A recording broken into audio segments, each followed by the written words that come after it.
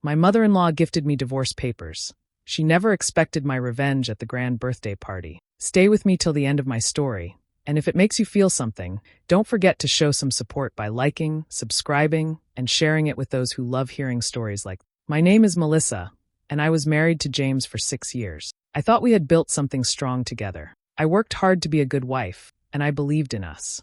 But from the very beginning, his mother, Avery, made it clear that she never wanted me around. She always smiled in front of people, but her words behind closed doors were sharp. She would make little digs about my background, the way I cooked, even the way I dressed. At first, I ignored it, hoping she would warm up to me. She never did. Instead, she grew bolder. Every holiday, every family gathering, she made sure to remind me I didn't measure up. James always brushed it off, telling me, "That's just Mom. Don't take it personally." But how could I not? She was chipping away at me, little by little. The worst came on her own birthday. Avery loved hosting big dinners, grand, over-the-top parties with expensive decorations, live music, and dozens of guests. I always went, even though I felt out of place. But this time, she had something else planned. In the middle of the evening, after the cake was cut and people were laughing, she stood up with a wide smile and called for everyone's attention. She said she had a special gift to share, something that would change her son's life. I thought maybe she was making another one of her jokes at my expense, but what she pulled out made my heart stop. Divorce papers.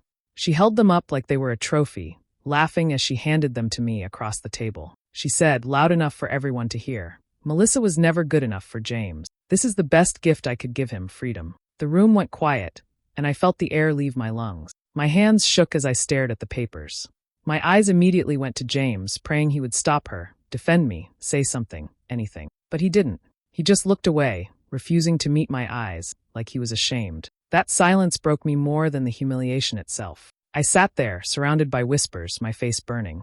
Avery smirked, satisfied with her cruelty, while James remained frozen in his seat. At that moment, I realized two things. His mother had always hated me, and my husband wasn't strong enough to stand by me. That betrayal cut deeper than anything else.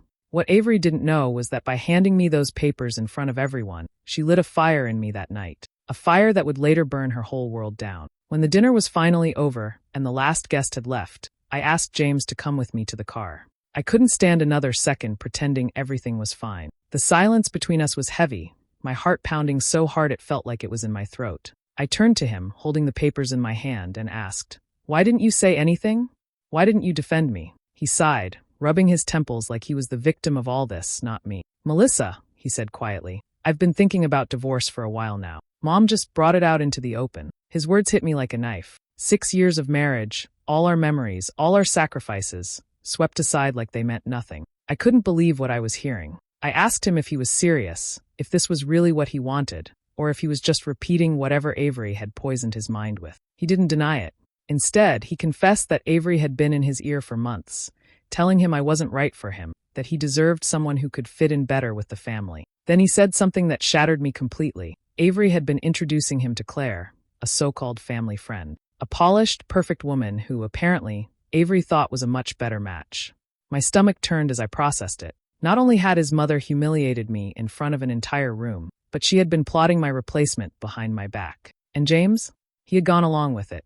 He didn't even try to deny knowing her. He just stared at me, ashamed but not enough to stop. "I just want peace, Melissa," he said finally. "I don't want the constant tension between you and Mom. Maybe it's better this way. You should just do the right thing and sign the papers." His voice was calm, like this was some logical solution, like our marriage was a business deal he was ready to end. I couldn't even speak for a moment. My chest tightened, and I felt tears sting my eyes, but I refused to let them fall. I looked at him, really looked, and realized the man standing in front of me was no longer the husband I thought I married. He wasn't strong enough to stand for me. He wasn't strong enough to break free from his mother's grip. I shook my head and told him I wasn't signing anything. Not now, not like this. He frowned, clearly frustrated, but I didn't care. In that moment, my pain hardened into something sharper. I knew one thing for sure. If they wanted to destroy me, I wasn't going to make it easy. Inside, I made a promise to myself. James and Avery thought they could humiliate me, replace me, and throw me away. But they had no idea what I was capable of when pushed this far. That night, I silently vowed I would get even. Not just with James, but with Avery, the woman who had been pulling the strings all along. After that night, I couldn't sleep. I lay awake staring at the ceiling, my mind racing with anger and disbelief. The man I had loved for 6 years had turned into a stranger, and his mother had made herself the ruler of our marriage. I knew one thing for sure. I wasn't going to let them win. If Avery wanted to humiliate me in public, then I would find a way to take everything she cared about and turn it against her. But to do that, I needed proof. So I started digging quietly. While James thought I was sulking or too hurt to fight, I was busy studying every detail of his family's finance. I remembered the times he would complain that money seemed to disappear from his accounts. Back then, he blamed small expenses or mistakes at the bank. Now, I suspected Avery had her hands all over it. And I was right. After carefully going through the online banking records, I saw large transfers moving out of James's account and into an account under Avery's name. Thousands upon thousands of dollars gone. When I looked closer, it became obvious what she was using it for: designer clothes, first-class trips, jewelry, even spa packages. She had been draining her own son to fund her lifestyle, all while acting like she was the noble, self-sacrificing mother. My hands shook as I printed out the record. I almost laughed at the irony. This woman had tried to destroy my marriage by calling me unworthy, while she herself was nothing but a thief living off her son's money. But that wasn't the only truth I uncovered. One evening, while James was in the shower, his phone lit up on the nightstand. I shouldn't have looked, but something told me to. Claire's name flashed on the screen, followed by a message. "Last night was perfect. Can't wait to see you again." My stomach dropped, but my anger hardened. The worst confirmation came a few days later. James stepped outside to take a call, not realizing I was near the kitchen window with it cracked open. I heard him laugh softly, then say, "Don't worry, Claire. It's almost done. Mom was right. Melissa's not going to last much longer. Just give me time." My chest burned as I listened to him speak about me like I was nothing more than an obstacle. He had already chosen her. The divorce papers weren't just Avery's idea. They were all working together to erase me. That call broke whatever was left of my heart, but it also gave me exactly what I needed: the push to fight back. And then it clicked. Avery's 60th birthday was coming up soon. She had been bragging about it to everyone, how it would be the grandest party of the year, with family, friends, and even her business partners in attendance. She wanted it to be her crown jewel moment. That's when I knew. That party wouldn't be her celebration. It would be her downfall. I couldn't carry the weight of it alone, so I called the one person I knew I could trust, my best friend Emily. We met at a small coffee shop, away from familiar eyes. I told her everything, from the humiliation at Avery's birthday dinner to the betrayal I uncovered about James and Claire. Emily's face twisted with disbelief and anger on my behalf. She reached across the table, squeezed my hand, and whispered, "Melissa, you don't deserve this. Just walk away. Start fresh. Don't let them drag you down with their poison." For a moment, I wanted to listen. Walking away sounded easier, safer. But then I remembered Avery's smug face as she handed me those divorce papers, the way James had looked away while I was drowning in humiliation, and the sound of his voice calling Claire perfect. My hands clenched into fists. "No, Em," I said firmly. "She took everything from me, my dignity, my marriage, my peace. Now I'll take everything from her. She won't see it coming." Emily sighed, clearly worried, but she knew better than to argue when my mind was set. Instead, she offered to help however she could. That gave me the courage to move forward. I started with the financial records. Every dollar Avery had siphoned from James's account was carefully printed and organized. Thousands upon thousands stolen to fuel her vanity. Next, I saved screenshots of James's messages with Claire, his sweet words, her shameless texts about sneaking around, even the message about last night being perfect. I also recorded the call I overheard, where James admitted to Claire that his mother was helping push me out. Piece by piece, I built a case so strong no one could deny it. But I knew I had to be careful. If I came across as bitter or hysterical, people might dismiss me. Avery had spent years painting herself as the graceful matriarch and me as the problem. My revenge had to be surgical, precise, so sharp it left no room for excuses. That's when I came up with the idea of using her own birthday party. Avery wanted the spotlight. Fine, I would give it to her, but not in the way she imagined. I started drafting a speech, polite at first, almost like a tribute. Then it would shift slowly, deliberately, into exposing the truth. Line by line, I planned how I would reveal the theft, the affair, and every lie they had spun. With Emily's help, I created a slideshow presentation to back up every word. Screenshots, bank records, call logs, all displayed neatly, so no one could claim I was making it up. We even tested it on her laptop and phone, making sure nothing could go wrong. Every night, I rehearsed in front of the mirror, practicing my calm smile and steady tone. I wanted to look unshaken, untouchable, while their world collapsed. The thought of Avery's smug grin crumbling into shock fueled me. This wasn't just revenge, it was justice. And the grand stage she built for herself would become the very stage of her ruin.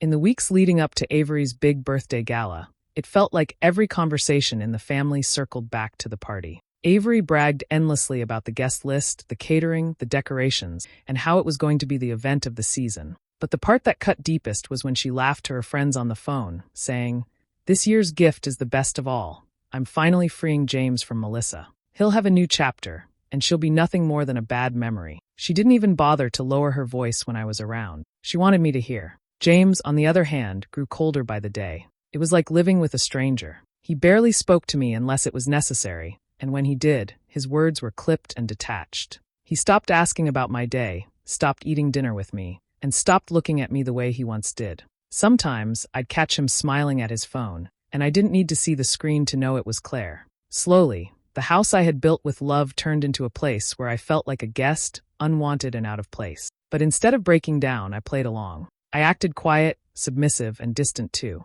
I let Avery and James believe they had crushed me, that I was too weak to fight back. I listened when Avery flaunted her victory, nodding politely as if I had already accepted defeat. What they didn't know was that behind closed doors, I was perfecting every detail of my plan. Late at night, when James was asleep, I would sit at the kitchen table going through my evidence again and again. The bank records, the text messages, the call recordings, it was all neatly organized. Emily would check in with me, encouraging me and reminding me that I had everything I needed to take them down. Still, there were moments when doubt crept in.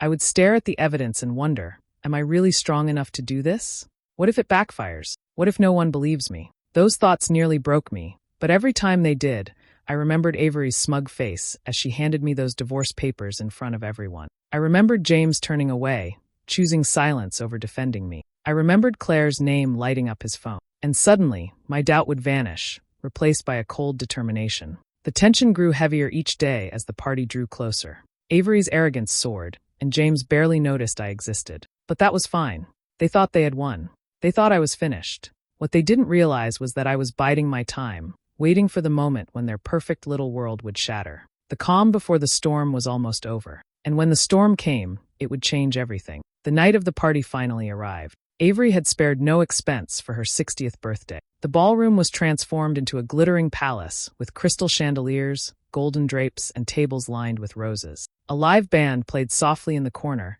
and waiters in white gloves floated around serving champagne and hors d'oeuvres. Over 100 guests filled the room, family, friends, business partners, and people Avery wanted to impress.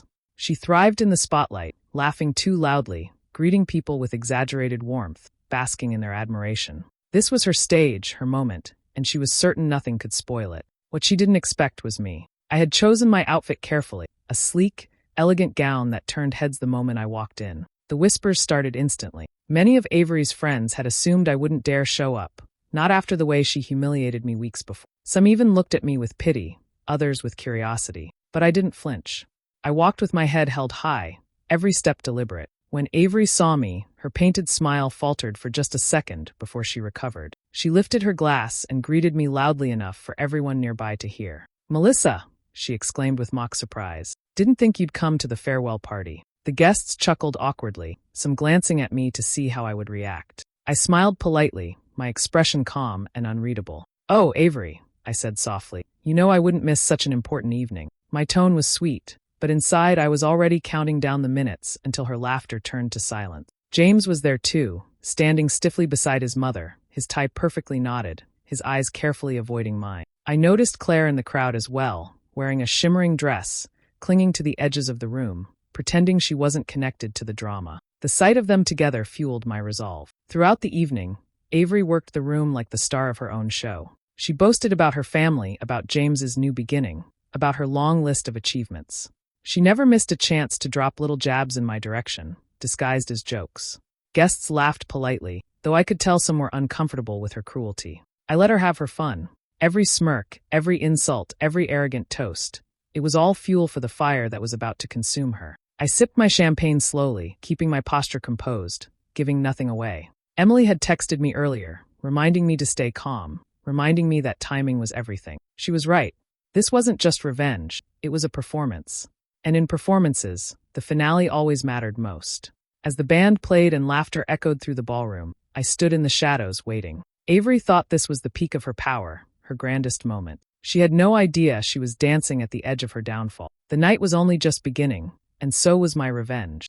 The moment finally came when Avery tapped her glass with a spoon, silencing the room. The band stopped playing, and all eyes turned toward her as she stood in the center of the ballroom, glowing with confidence. 60 years of life, she declared, her voice loud and dramatic, and I can proudly say I have everything a woman could want: family, respect, and freedom from burdens that weigh us down. Her words carried that sharp edge meant for me, but she delivered them with a smile so wide her guests clapped and cheered. I stood there, my pulse steady, waiting until the applause died down. Then I took a step forward. "If I may," I said softly but firmly. The crowd turned in surprise. Avery blinked, startled, before forcing a polite laugh. "Melissa, darling," she said with mock sweetness, "didn't expect you to add to the celebration." I smiled, holding my glass delicately. "Actually, I'd love to.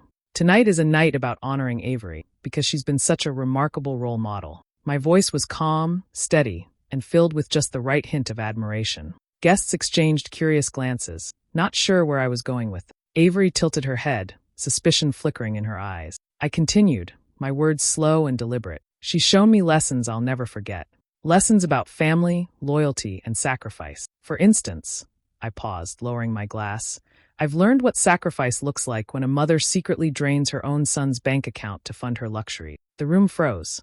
A few nervous chuckles escaped, but quickly died when I reached into my bag and pulled out a stack of neatly organized papers. "Here are the records," I said, handing them to the nearest guest.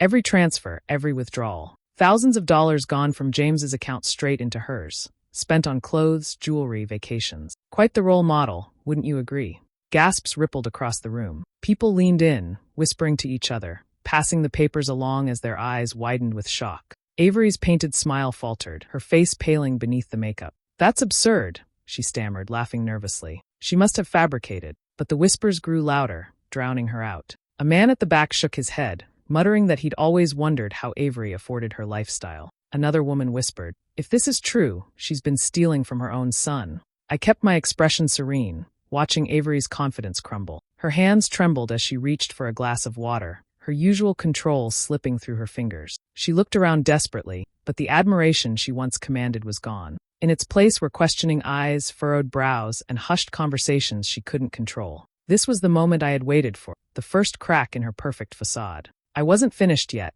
but seeing her face crumble under the weight of her own lies gave me strength. The queen of the evening had just lost her crown, and everyone was beginning to see it. The ballroom was no longer buzzing with celebration. It was crackling with tension. Avery still stood at the head of the room, clutching her champagne glass, her face drained of color after Melissa's pointed revelation about her financial fraud. Whispers spiraled through the crowd, disbelief clinging to the edges of every guest's expression. The birthday party that was meant to showcase Avery's grandeur had twisted into a public reckoning. Melissa wasn't finished. She turned smoothly, her voice calm yet sharp enough to slice through the growing murmurs. "But Avery wasn't alone in her deception," she said, her eyes settling firmly on James. Her husband, once the man she loved, now the man who had sat silently as his mother tore her apart. James shifted uncomfortably, tugging at his tie.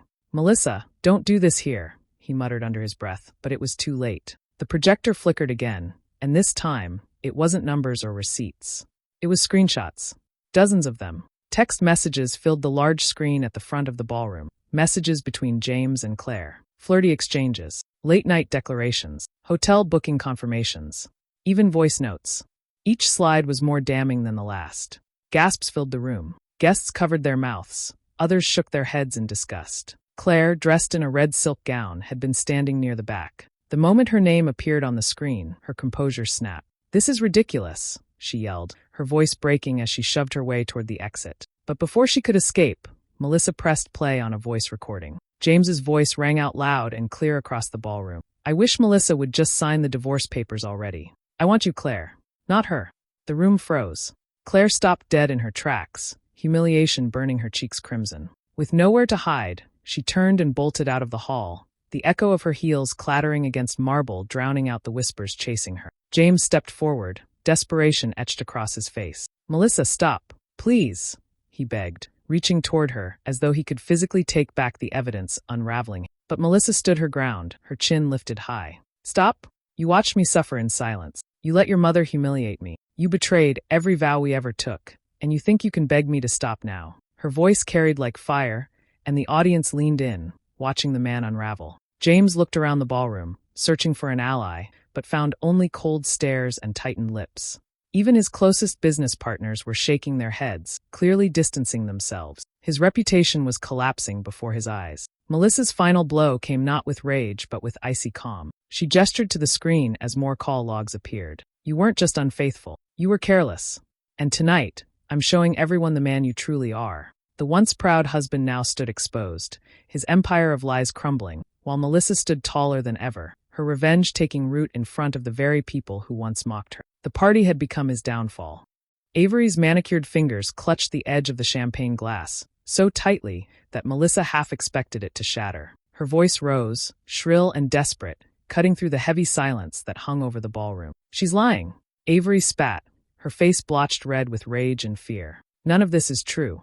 Melissa is fabricating every single thing because she's bitter and jealous. The guests, dressed in glittering gowns and sharp tuxedos, exchanged uneasy glances. For years, Avery had projected perfection. The devoted wife, the gracious hostess, the woman everyone wanted to emulate. But Melissa's revelations, paired with the damning receipts still glowing on the projection screen, had cracked that image wide open. James shifted uncomfortably beside her, his jaw tight, but he said nothing. Melissa's stomach twisted at the sight. How easy it was for him to vanish into silence now, when for years he had stood by while his mother-in-law meddled in their marriage, while he betrayed her behind her back. Fabricated, Melissa said evenly, her tone calm against Avery's frenzy. Is it also fabricated that the business account you manage is missing over $200,000? Or that you listed personal shopping expenses under corporate tax deductions? The room buzzed with whispers again, louder this time, sharper, cutting Avery's defenses like knives. Then, from the far side of the room, a gravelly voice cut through the chaos.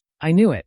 Heads turned. It was Uncle Robert, James's father's older brother. He stepped forward, his eyes locked on Avery. I've been asking questions for months.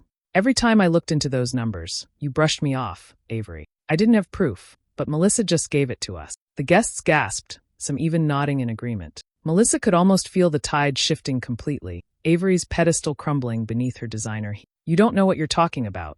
Avery shrieked, her mascara streaking as tears welled in her eyes. She pointed a trembling finger at Melissa. This is a setup. You all can't honestly believe her over me, over everything I've done for this family. But they did.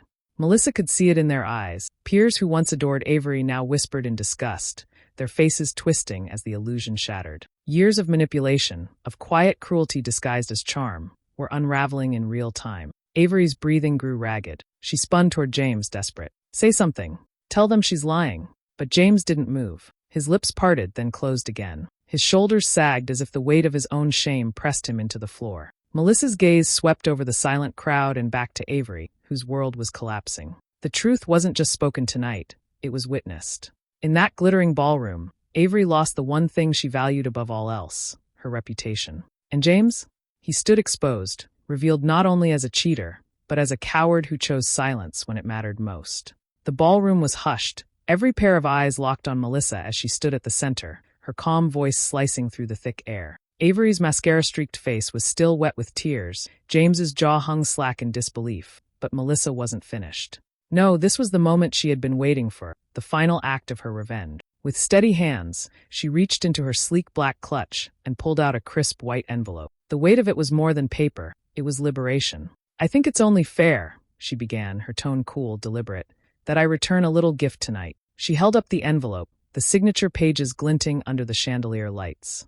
Avery, you tried to hand me divorce papers as though my marriage were a joke. But let me show you how a real woman finishes what you only started. A murmur rippled through the crowd, whispers growing louder as Melissa opened the envelope and slid out the document. These are mine. Already signed. James, her eyes cut to him, sharp as glass. I'm divorcing you. Not tomorrow. Not next week. Tonight. Gasps broke across the ballroom. James staggered forward, his voice cracking. Melissa, please don't do this. Don't let them win. We can fix this. His desperation only drew pitying looks from the guests, who had just witnessed his lies spill across the projector screens minutes earlier. Melissa raised her chin higher, her expression unshaken. There's nothing to fix. You broke it the moment you let betrayal into our home. You chose deceit over love. And Avery, she turned her gaze to the trembling woman, you thought you could humiliate me with papers. Tonight, I gift them back to you. You can have James. Both of you deserve each other. The crowd erupted in whispers, some shaking their heads, others smirking at Avery's downfall. Avery collapsed into her chair, her once flawless image in tatters, sobs racking her shoulders. James reached for Melissa again, his voice low, pleading, "Don't walk away from us, from me. Please, Melissa, I can change." Melissa stepped back, her heels clicking against the marble floor, a sound of finality. She gave him one last look, not with love, but with the cold clarity of a woman who had already mourned and moved on. "I don't need you to change. I just need you gone." With that, she turned her back on them both. The long silk of her dress swept across the floor as she walked toward the grand doors.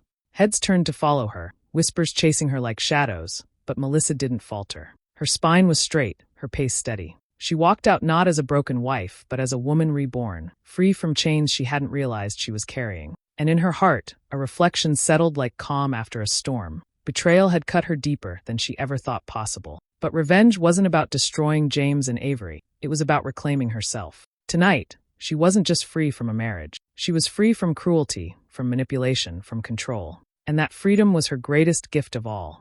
Do you believe Melissa made the right choice by walking away with her dignity intact? Or should she have given James another chance after everything? I'd really like to hear your thoughts in the comments. And if you enjoy stories of betrayal, revenge, and powerful comebacks, make sure to subscribe and hit the notification bell so you never miss the next one.